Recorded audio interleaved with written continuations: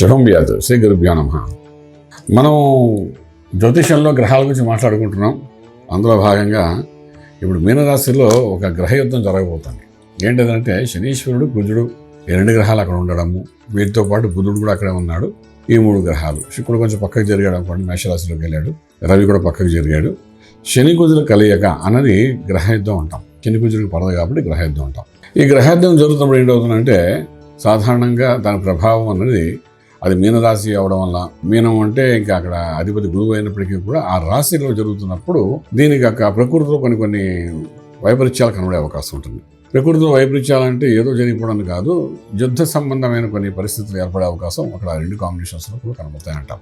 మీనరాశిలో జరుగుతున్న ఈ ప్రభావం అన్నది మేషం నుండి మీనరాశి వరకు ఉన్న 27 నక్షత్రాల ఒక జాతకాల్లో నేను ఏ విధంగా ప్రభావితం చేస్తుంది అనే విషయాన్ని మనం విశేషంగా మాట్లాడడం ప్రయత్నం చేద్దాం. అందులో భాగంగా ఏంటంటే ఈ రెండు గ్రహ యొక్క కలయిక వల్ల ఏంటంటే 45 రోజులు ఉంటుంది. ఈ 45 రోజులు గాను ఒక ఆల్మోస్ట్ ఆల్ ప్రతి ఒక్కరి జీవితంలో కూడా అది ఏ భావం అయితే ఆ భావం మీద దాని యొక్క ఇంపాక్ట్ అనేది పడుతుందన్నమాట. సో అందులో భాగంగా ఫస్ట్ మనం మేషరాశి, వృషభ రాశి, మిథున రాశి గురించి మనం మాట్లాడుకుందాం. మేషరాశికి ఇది 12 జరుగుతుంది. ఈ కాంబినేషన్ శని కుజుల కాంబినేషన్. మనం ఇంతకుముందు చాలా ఎపిసోడ్స్లో మనం మాట్లాడుకుంది ఏంటంటే శని యొక్క దృష్టి కుజుడి మీద పడినప్పుడు, కుజుడి యొక్క దృష్టి శని మీద పడినప్పుడు, అంటే దశమ భావంతో పడినప్పుడు, అయితే ఒకరు సప్తమ భావంతో చూసినప్పుడు కానీ ఆ సమయంలో ఏంటంటే దాని యొక్క యుద్ధాన్ని ఆపడం కష్టం అంటాం. ఈ రెండు గ్రహాల్లో ఒకటి అగ్నిగ్రహం గ్రహం కుజుడు, దీని ప్రభావం వల్ల ఏంటంటే ఒక బర్నింగ్ ఇష్యూస్ లాగా అయిపోవడం అవకాశం ఉంటుందన్నమాట. సో మేషం ఏమవుతుందంటే 12 జరుగుతుంది. మేషరాశి వారికి అంటే అశ్విని, భరణి, కృతికా నక్షత్రం మొదటి పాదం వాళ్ళకి 12 ఖర్చు పెట్టే స్థలంలో జరుగుతుంది. ఆదాయం విషయం ఎలా ఉన్నప్పటికీ కూడా ఎప్పుడైతే ఈ గ్రహయుద్ధం ఇక్కడ జరుగుతుందో 12లో ఏదో ఒక ఖర్చు ఎలా ఉంటుందంటే బర్నింగ్ ఇష్యూ లాగా ఉంటుంది. అది ఖర్చు పెట్టిన దాని ఎందుకు ఖర్చు పెట్టామన్నంత భావన కలిగేట్టు జరిగే అవకాశం ఉంటాయి. ఉదాహరణకు నేను చెప్తాను, ఇవాళ రాత్రి 12 ఏదో ఇంట్లో సమస్య అయింది, పిల్లలకి ఏదో ఒంట్లో అవ్వలేదు అనుకుంటే మనం పరిగెట్టుకుని చిన్నపిల్లలు వేసి మనం ఏ హాస్పిటల్ తీసుకుని వెళ్ళాలని చెప్పి కార్పొరేట్ హాస్పిటల్కి తీసుకుపోతాం. వాడు రాత్రి మన ఎమర్జెన్సీ వెళ్ళేసరికి రాత్రి ఏం చేస్తాడంటే ఇందులో పెట్టాలి అందులో పెట్టాలంటే మొత్తం మనం వేయాల్సిన బిల్లు 25-30 లేదా 50,000, ఇంకా ముందుకు వెళ్తే ₹1,00,000 మన పరిస్థితిని బట్టి.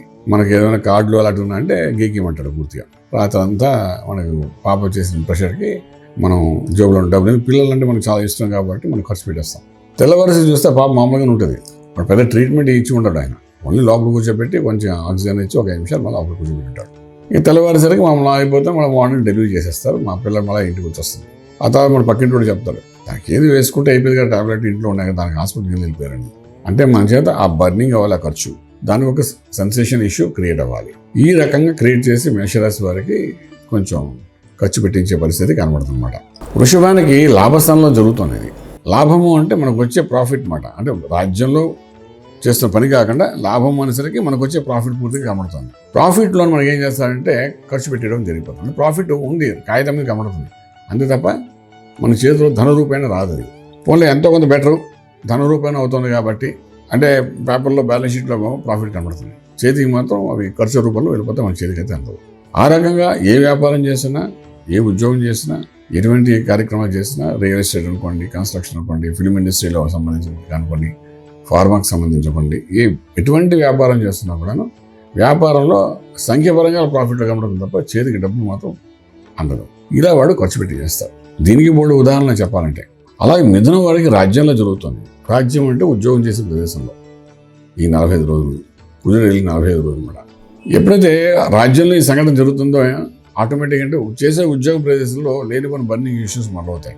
తన సబార్డినేట్తో కానీ, లేకపోతే తన అధికారులు, లేకపోతే తన దగ్గర పనిచేసే స్టాఫ్తో కానీ, టీంతో కానీ, ఏమీ లేకపోయినా రిసెప్షన్లో కూర్చొని అమ్మాయితో అనేసి కానీ ఏదో ఒక ఇష్యూ, పనికిరాని ఇష్యూ మొదలయ్యి ఎక్కడో మూలాల్లోకి వెళ్ళిపోతారు.